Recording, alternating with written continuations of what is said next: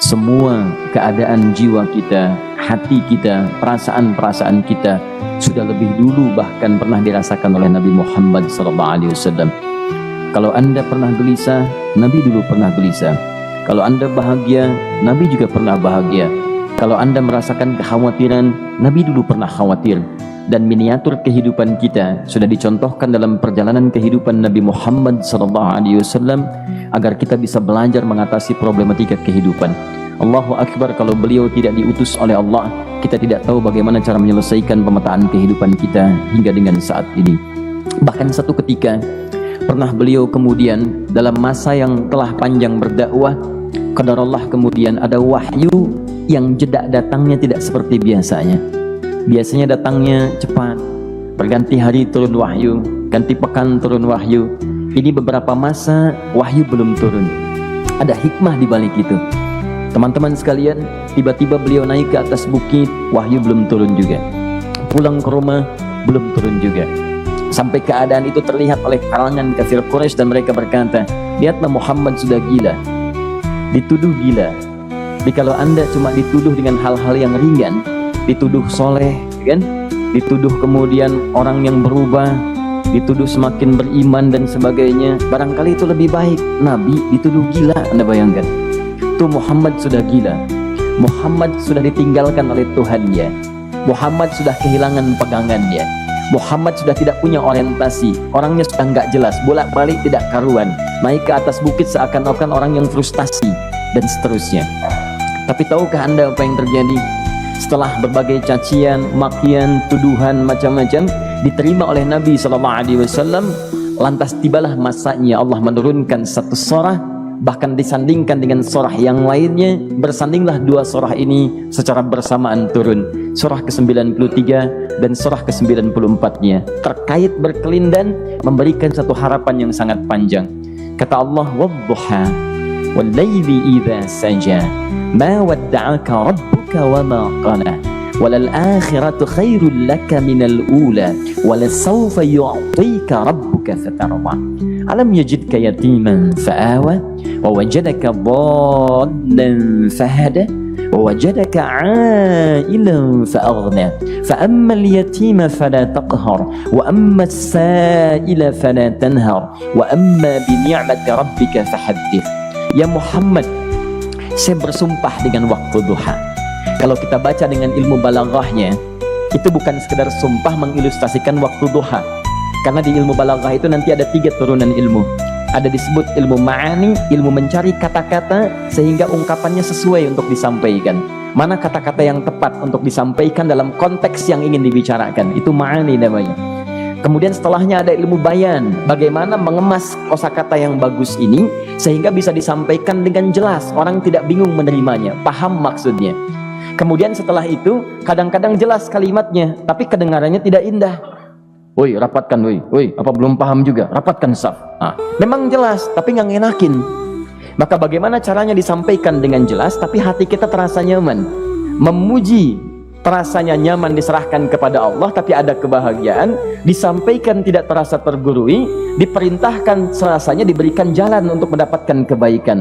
Maka yang ketiga disebut dengan ilmu badi' namanya, ilmu menghiasi kalimat yang disampaikan sehingga terasa dengan nikmat. Turunannya nanti ada majaz namanya, mengambil sebuah kalimatnya untuk diposisikan pada kalimat yang nyaman disebut dengan kinayah turunannya.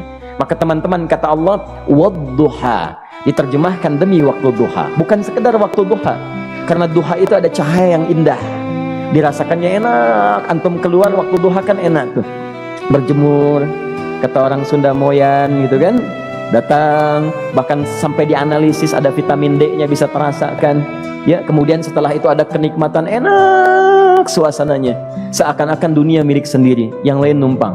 Wah, nyaman keluar itu. Baik, jadi wadduha itu ingin bersumpah mengilustrasikan waktu kenyamanan yang pernah dilalui. Kalau dalam bahasa tafsir yang luasnya, saya bersumpah Muhammad, demi segala kenikmatan yang pernah engkau rasakan dalam hidupmu, seperti engkau merasakan cahaya duha itu. Engkau pernah senang, saya bersumpah dengan kesenanganmu. Engkau pernah tenang, saya bersumpah dengan ketenanganmu. Engkau pernah nyaman, saya bersumpah dengan kenyamanan yang pernah engkau rasakan.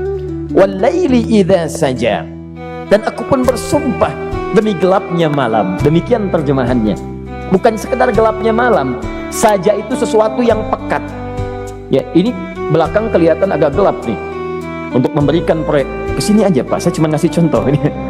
Contoh, saya bukan mengeluh, bukan, ingin memberi contoh. Ya, contoh pada ilustrasi yang mau saya sampaikan. Gak apa-apa, biarkan saja. Saya mau contoh, kasih kata saja. Ya, ini belakang agak gelap untuk memproyeksikan cahaya ke sini. Tapi yang mau saya sampaikan, kalau gelapnya begitu pekat, semua cahaya ini nggak ada. Cahaya nggak ada nih, sama sekali tidak kelihatan. Saya mau tanya pada Anda, beraktivitasnya mudah atau sulit? Mudah nggak menemukan sendal Anda di luar? Belum tentu. Menemukan jalan keluar pun belum tentu mudah. Anda mesti meraba-raba jalan. Anda mesti kemudian melihat sesuatu dengan pandangan mata hati Anda. Raba, dan sebagainya. Sampai menemukan jalan, itu pun belum tentu benar. Itulah yang disebut dengan gelapnya malam saja pekat. Kadang-kadang ada orang yang menghadapi satu kesulitan yang pekat, suasananya siang, cuman karena masalahnya begitu pekat, seakan-akan membuat diri dia gelap. Jalan susah, limbung gitu. Kenapa gelap ya? Padahal terang. Karena masalah menggelimuti dirinya, seakan-akan dia diselimuti masalah yang gelap. Bimbang dia, makan gak enak, minum gak nyaman, dan seterusnya. Ya, biasanya makan ayam tenang, ini dikasih yang lebih enak juga rasanya pahit, gak enak zamannya. Maka kalau kita ilustrasikan dalam suasana tadi Muhammad, saya bersumpah, engkau pernah hidup nyaman, ataupun engkau mengalami masalah yang sangat pekat dalam kehidupan. Engkau alami sesuatu yang dahsyat, sampai engkau bingung, bimbang, pekat, mereka menuduhmu dengan macam-macam. Ma wadda'aka rabbuka wa ma qala. Saya pastikan kepadamu, dalam keadaan nyamanmu seperti dulu, ataupun engkau bimbang seperti sekarang, Tuhanmu tidak akan pernah meninggalkanmu ataupun menuduhmu gila. Orang-orang yang dekat dengan Allah Subhanahu wa ta'ala, maka Allah akan menjaganya, baik dalam keadaan yang tenang dan nyaman, ataupun dalam kesulitan yang luar biasa. Walal akhiratu khairul laka minal ula. Nanti saya akan tunjukkan kepadamu, jika kamu telah tabah dan sabar menerima cacian mereka, menerima tuduhan mereka, nggak apa-apa, ini kan muqaddimah. Masa kamu masih panjang? Kamu masih panjang dalam berdakwah, kehidupan kamu masih panjang membawa tugas dan misi. Kalau kamu belum bersabar pada yang sekarang, bagaimana dengan yang di masa depan? Tapi saya pastikan kepadamu, jangankan yang seperti ini, masalah pekat yang paling hebat pun kamu akan hadapi, yang membuat kamu sedemikian sulit lebih daripada ini, yakinkan pada jiwamu, aku tidak akan pernah meninggalkanmu. Ini prinsip dalam kehidupan kita. Jika Anda menggantungkan hidup kepada Allah, Anda bersandar dengan baik kepada Allah, maka ayat ini akan mengatakan, teman-teman sekalian, Allah tidak akan pernah meninggalkan Anda dalam setiap kehidupan Anda. Nanti, sekarang perjuangan, kata Allah, walal akhiratu khairul laka minal ula. Nanti saat kamu tiba di akhirat, saya akan tunjukkan kepadamu ada yang lebih hebat yang tidak pernah engkau rasakan sebelumnya saat di bumi. Tidak akan ada lagi kesulitan yang kamu hadapi, tidak akan ada lagi cacian yang kamu kemudian hadapi, tidak ada lagi kemudian tuduhan yang kemudian kamu rasakan. Aku akan berikan apapun yang kamu inginkan sampai kamu puas. Wala sawfa yu'tika rabbuka fatardah. Nanti kamu pengen apapun, aku berikan. Kalau saufa masih ada jeda, ya. Kalau bahasanya wa yu'tika mungkin seketika, tapi ketika mengatakan saufa, artinya bukan saat ini Muhammad, sekarang pun aku berikan, tapi nanti yang di akhirat aku berikan sampai kamu merasa puas. Ayo minta apa saja, hadir, hadir, hadir, hadir. Tapi yang paling indah, kalau kamu tidak percaya, alam yajidka yatiman fa'awa. Cobalah ingat, kalau sekarang sedang susah, coba ingat dulu, bukankah saat kamu yatim aku yang merawat sampai kamu tidak merasakan kegelisahan itu? Lahir bapak tidak ada, aku cukupkan dengan kakek. Kakek meninggal, aku hadirkan ibu dan paman hadir di sekitaranmu. Ibu meninggal, ada kakek. Kakek meninggal, ada paman. Dan Khadijah hadir di sekitaranmu. Bukankah aku rawat pada saat itu? Wajadaka dhallan fahada. Kamu sedang bingung, sedang susah, bukankah sering aku berikan petunjuk kepadamu? Wajadaka ailan fa'aghna. Kamu merasakan kesulitan, lahir dalam keadaan yatim, tidak ada pendukung, maka aku jadikan kaya. Bukankah saat kamu menikah dengan Khadijah, aku tambahkan lagi pendukung untuk misi dakwahmu? Ini pesan dalam Al-Quran. Kalau Anda sedang merasa susah, kalau ingin menenangkan diri, ingat-ingat yang baik-baik yang dulu. Kalau Anda sedang jatuh dalam bisnis, ingat-ingat saat Anda meningkat dalam bisnis Anda. Allah tidak pernah tinggalkan Anda. Mungkin ini ujian untuk membuat Anda lebih hebat lagi di masa depan.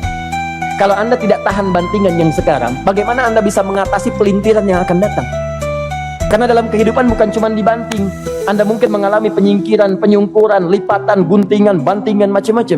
Jikalau satu gaya belum bisa Anda atasi, bagaimana Anda bisa berharap mendapatkan turunan yang lainnya? Selalu ingat bahwa jika hidup Anda ingin tampil gaya, Anda harus merasakan tekanan dalam kehidupan. Karena F selalu berbanding lurus dengan P, hukum Pascalnya. Gaya berbanding lurus dengan tekanan. Orang yang ingin tampil gaya dalam kehidupan, maka dia mesti siap menghadapi tantangan-tantangan hidup yang diatasi. Turun ayat sampai ujungnya. Jikalau kamu sudah begini lagi, jangan pernah kamu bentak orang lain. Jangan pernah merendahkan orang lain, karena Allah pun menjaga setiap hamba sepanjang ia mendekat kepadamu. Setelah itulah turun kemudian surah Al-Insyirah. Alam nashrah laka sadrak. Antum kenal Nabi Musa? Baik. Tapi agak lumayan lah. Tadi saya di Soreang kenal Fir'aun, di sini Musa. Baik, alhamdulillah. Perhatikan ya, dahsyatnya pemberian Allah kepada Nabi Muhammad SAW. Nabi Musa alaihi salam, dan sering kali kita bacakan untuk memohon kepada Allah, Rabbi syrahli sadri. Perhatikan baik-baik. Ini keunggulan Nabi Muhammad SAW dibanding Nabi Musa alaihissalam. Dua-duanya Nabi, Rasul, tapi masing-masing punya keistimewaan.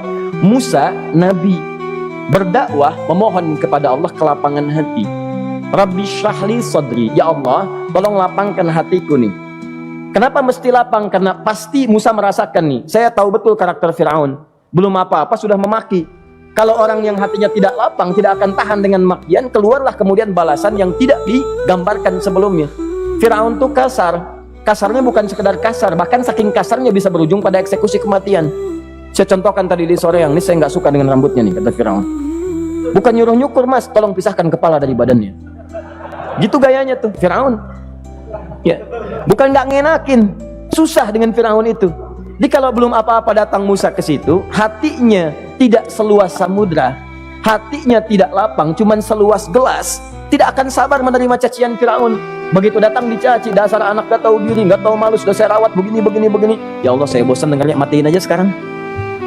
Musa Nabi berdoa dikabulkan. Cuman kalau Fir'aun kemudian ajalnya misal wafat pada saat itu, tidak akan jadi contoh kepada kita untuk kekinian. Bagaimana orang yang bebal untuk bertobat kepada Allah Subhanahu wa ta'ala. Bagaimana penyimpangan dalam kedudukan. Bagaimana dia kemudian akrab dengan pengusaha yang gelap. Di pengusaha gelap berpartner dengan penguasa zalim. Sudah ada dari dulu. Pengusahanya disebut dengan Qarun. Kemudian mohon maaf, ya, yang pemimpinnya disebut dengan Fir'aun. Tokoh intelektualnya disebut dengan Haman. Makanya cerita ini komplit di Quran. Sudah ada. Di setiap persoalan dalam kehidupan masyarakat disebabkan tiga hal yang berkolaborasi. Kalau bukan penguasa zalim, berpartner dengan pengusaha gelap, ditopang oleh intelektual yang sembrono. Itu persoalan. Jadi kalau ada sekarang intelektual menyalahgunakan kepintarannya, dia terlambat, sudah ada Haman dulu. Dan gak usah bersaing, dia bisa bikin piramida, Anda belum tentu bisa membuatnya. Kalah Anda, masih kalah hebat. Ya, jadi kalau dititipkan sesuatu jangan disimpangkan. Yang ingin saya sampaikan, Musa mengatakan Rabbi syrahli sadri. Nabi berangkat berdoa dikabulkan oleh Allah. Nabi Muhammad belum minta, turun ayat Alam nashrah laka sadrak. Yang ini minta Rabbi syrahli sadri. Nabi Muhammad alam nashrah laka sadrak. Muhammad, mulai dari peristiwa sehingga engkau akan lebih sabar lagi menerima tantangan-tantangan dakwah. Mulai sejak itu jangankan dimaki, dilempar batu di Taif. Dari Mekah pergi ke Taif dengan Zaid, kemudian sampai di Taif mendapatkan sesuatu yang tidak dibayangkan sebelumnya. Kalau cuma dihentikan saat mengajar, wajar. Ini dilempari batu. Anda bayangkan? Bisa kebayang nggak? Lempari batu tuh. Dilempar. Zaid jadi tameng, berdarah-darah, kemudian mundur, beristirahat di bawah tepian pohon. Begitu beristirahat, datang malaikat penjaga dua gunung. Turun malaikat dengan kesal mengatakan, Ya Rasulullah, mud yadaika ilas sama. Ya Rasulullah, angkat tanganmu ke langit, minta kepada Allah, aku angkat dua bukit di Taif, aku himpit keduanya. Aku himpit penduduk Taif dengan dua bukit itu. Apa jawab Nabi? Karena sudah mendapatkan kelapangan, ketenangan, belajar dari peristiwa-peristiwa tadi, indah jawabannya. Lah, katanya, tolong jangan lakukan. Innahum qaumun la ya'lamun. Mereka belum paham saja. Mereka belum mengerti. Tolong jangan lakukan. Aku bermohon kepada Allah.